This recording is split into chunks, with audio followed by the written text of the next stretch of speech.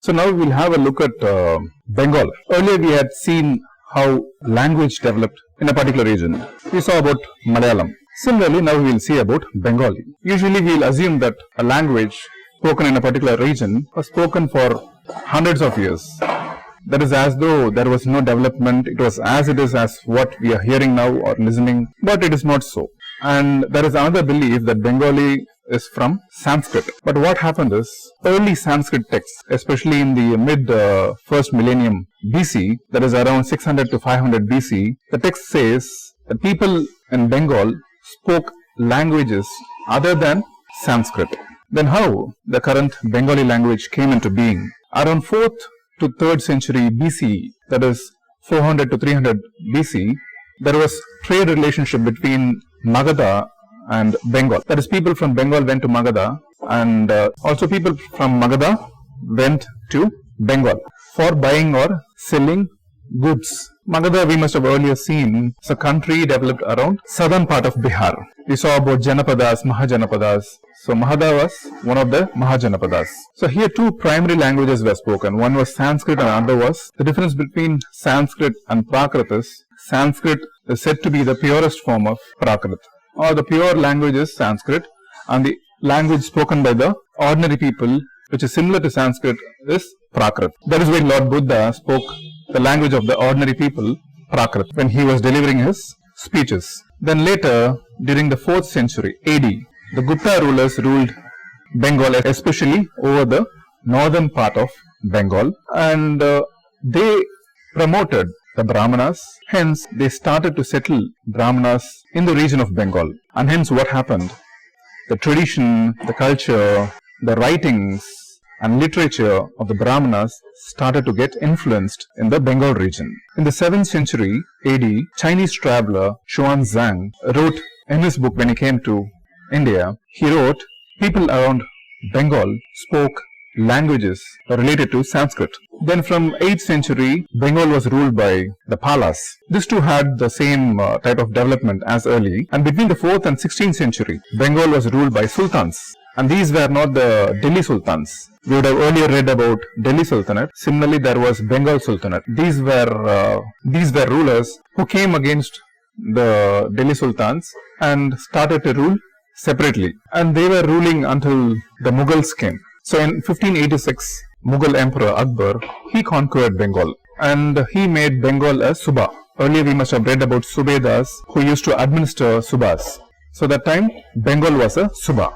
And we must also know that during the Bengal Sultanates as well as later during the Mughal administration, the language of administration or the official language was Persian, because Delhi Sultans came from Persia, that is today's Iran, and also the Bengal Sultans were also from Persia, and later even the Mughals' official language was Persian and not Hindi or Urdu. So even though during this period Persian was the official language, Bengali continued to develop as a regional language. Even these rulers, that is the Bengal Sultans as well as the Mughals, they didn't degrade the Bengali language. So by the 15th century, what happened? Dialects that were common and similar to Bengali, they started to unite. They started to come together, and this was based on the language or set of dialects that were spoken in the western part of Bengal, that is today's West Bengal. And this was Sanskrit related and different from the Persian related language. Dialects is nothing but those languages which were spoken only and did not have any script. That is, it was not written. So in western part of Bengal, that is in West Bengal,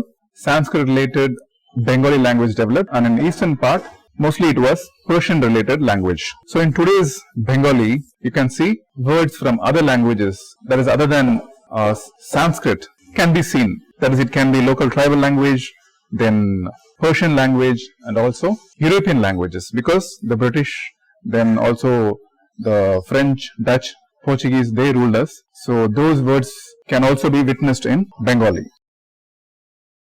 And in Bengali literature, there were two types. One was related to Sanskrit, the other was non-Sanskrit. So in the first category, there is the one related to Sanskrit. The Sanskrit epics such as Mahabharata and Ramayanam, they were translated into Bengali. And next were Mangalakavyas. These were nothing but auspicious poems that were sung during festivals, and they were dedicated to specific deities. Example, Durga and also Lord Shiva. They had Sanskrit influence, and other than that, Bhakti literature, especially like that of Chaitanya Deva. We saw about him in the 8th chapter. He was a Vaishnava, Bhakti saint. And one more thing you must know is, these literature, that is the Sanskrit literature, were easy to date. That is, you can say when they were composed, because those manuscripts or those literature, they were preserved, and they indicate that these Sanskrit literature were composed between the 15th and mid 18th century. The next is the Nath literature. We must have earlier learnt about Nath, that is Nathpanthis, Yogas and Siddhas.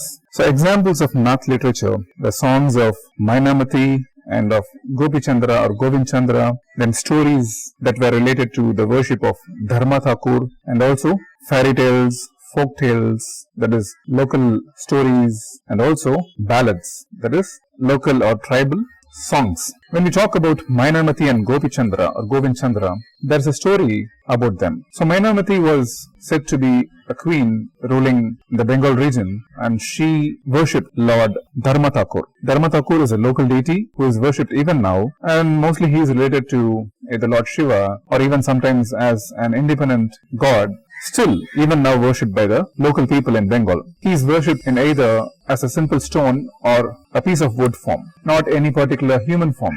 So Queen Mainamati, she worshipped Dharma Thakur, and she had acquired the skill of Mahanyan, which is nothing but coming back from death. And she learned this from her guru, and what happens, she wanted to transfer or teach the skill to her husband, who was a king, but he refuses to learn, and he says, I can't learn from a woman, that is, I can't accept a woman as my guru. And at the same time, the king marries other princes, and he, along with them, send Mainamati out of the palace. And later, at a particular point of time, the king, due to age, dies, but not without struggle or resistance from Mainamati, who is said to have fought the messengers of Yama.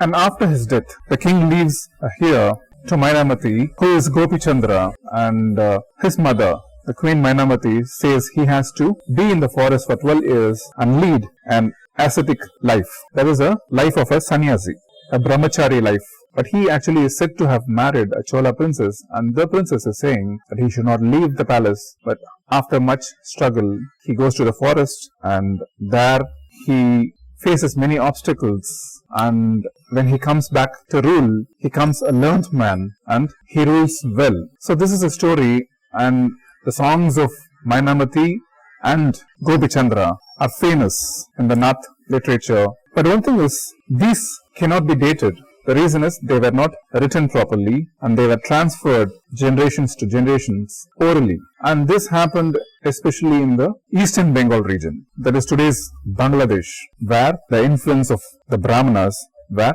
less.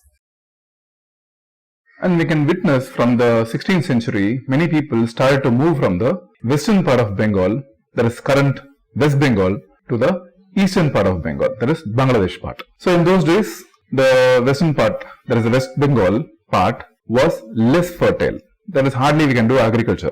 At the same time, the East Bengal, that is Bangladesh part, was very fertile. It was marshy, many forest area was there. Marshy means a little bit wet sand with clayey soil. So as people started to move towards the East Bengal, they started to clear the forest over there and brought those cleared areas under agriculture. So what they cultivated was rice. They were doing rice cultivation. And earlier, before these people went and settled there, already there were forest people, that is tribal people were there, and also the fisher folk, that is fishing community people, they were also there. Because towards the end of Bangladesh, you can see the sea coming up. So there were fishing community also. So the new settlers, that is the peasants or farmers, rice farmers, they started to mingle with the tribal people and also the fishing folk. And what the already tribal people over there were doing was, they were doing shifting cultivation. Shifting cultivation is nothing but cultivating a particular land for some time, then after harvesting,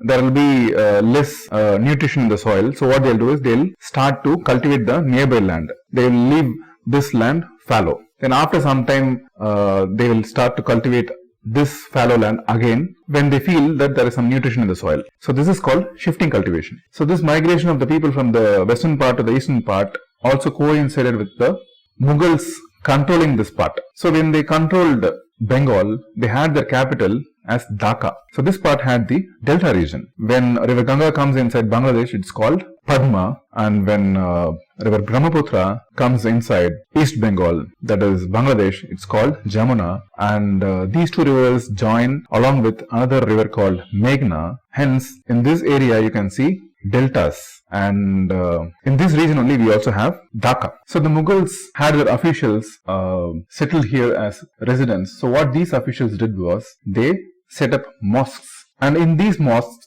religious transformation, that is, obviously we know in mosques Islamic religion was practiced. So people who were already in this area started to transform from the earlier beliefs to Islam. So this happened through these mosques. But what happened, as we know, wherever some new community starts to get settled, we always have the earlier settlers feeling uneasy, or they don't allow such new settlers. So this happens everywhere, and even today we can witness such situations. So the earlier settlers, the tribal folks or the fisher folks, they wanted to have some assurance from the new settlers so that there is no problem created after the new settlements started to happen. So this assurance was given by some community leaders. So these leaders were among the new settlers. They were also teachers. They were preaching religion. They were also giving advices and also teaching good practices, as well as they sometimes acted as judges. So they were adjudicators. At the same time, there was also belief that these people, these community leaders, had some supernatural powers, like magic powers, like they can heal someone, they can change something. So these beliefs were also there. And these people, these leaders were called as peers. Peer is a Persian word which means spiritual guru, and they were treated with affection and respect. So these peers included Sufi saints. We already saw about them in the earlier chapters, and also religious personalities, especially in Islam. Then the new colonizers, the Mughals, so some leaders amongst them, and also some soldiers or warriors among them who were brave and who sometimes even helped the people. So they were also were included as peers. Then several Hindu and Buddhist belief deities or gods, and sometimes also animistic spirits. So animism is nothing but a belief that says there is soul for any immovable or non-living thing, like say a rock, sometimes plants, a wall, tree, fire. Such things are all called animistic beings, and animism is believing that these things have soul. So after these beliefs of peers started to spread and become famous, people started to build shrines for them, for the peers. So that can be found in many places in Bengal, and mostly they were called, like in modern times you can say, as dargahs. We can't say it as temple, but dargahs. So during this time there was also a practice of building many temples, especially during the late 15th century, and this was going on until the 19th century. In earlier chapters we have read already about people in a particular community build structures or temples to show their status in the society, and this sometimes happens even with the kings or rulers. So similarly, in Bengal during this period, people built temples using brick or terracotta, and this was built with the help of or the support of people of so-called low social community groups known as Kolu and also Kansari. Kansabanik or Kansari are people who make bell metals in temples, and they were made of copper or sometimes even brass. And Kolu are people who used to make oil. So they were oil presses. So after the Europeans started to come inside India, and when they established their trading companies around Bengal, there were many new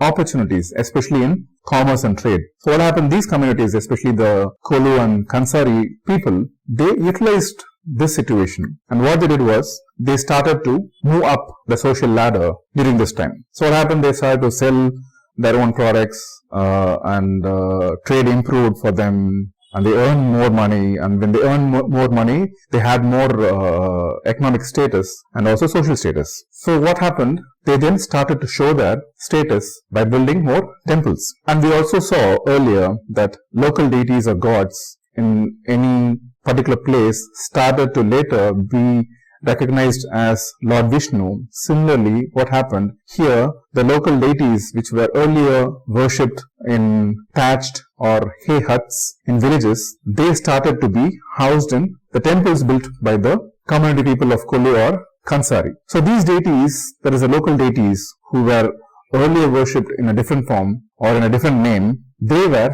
recognized by the Brahmanas. So after the Brahmanas gave recognition, that is, we accept this god, what happened? These gods and their images were housed in the temples. And the temples also started to evolve. That is, there were different styles. So one which was evolving during this time was the roofed temples. So which were an image of the thatched huts that were seen in all the villages in Bengal during that time. So those huts will have either one-sided, two-sided or sometimes four-sided roofs. So four-sided means there will be four triangular roofs which will be culminating or coming to a single point. So these multiple roof type structures were known as either Dochala or Chauchala, Charchala or Artchala or sometimes Ratna temples. So Dochala, Do means two, Char means, it's 4, Art means 8. So Dochala, there will be two roofs on either side, and Charchala, 4 triangular roofs will be converging to a single point. So that will be Chauchala, and Artchala, there will be 4 roofs, and on top there will be, after distance, another 4 roofs. So those are called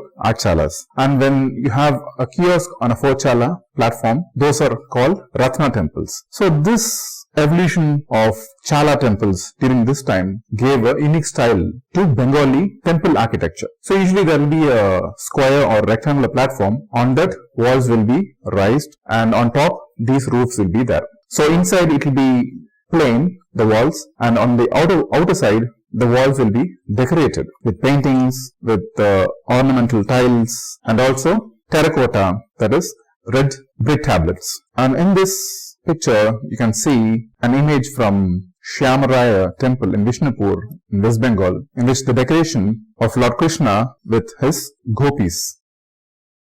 We usually know in a particular region, the food habits evolve because of the local availability of food items. For example, in South, you can see coconut, mango, rice, chili being mostly used in the food menu. Similarly, in Bengal, which being a riverine plain, that is, the land itself you can see, especially the East Bengal part, being formed by the rivers, the Ganges, then Brahmaputra, then Meghna. So it's a delta region, and plains formed because of the rivers. And we also have the sea after that. So because of this, plenty of rice was grown, and also fish availability is there. So from the rich people to the poor Bengali people, in all the houses, everybody will be eating these two items, both rice and fish. So the fishing occupation is being mentioned in most of the Bengali literature. So there will be a reference of fish in these texts. And in temple walls and also in viharas, there is Buddhist monasteries, we can also see certain images or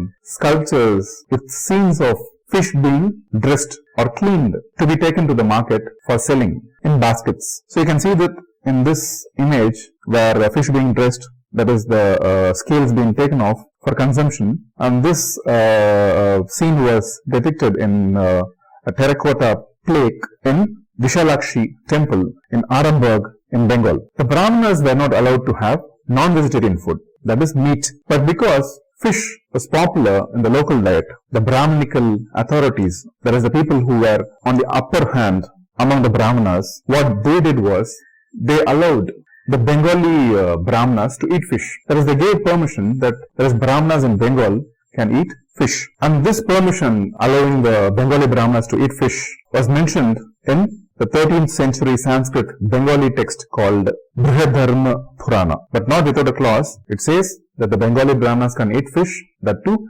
certain varieties of fish.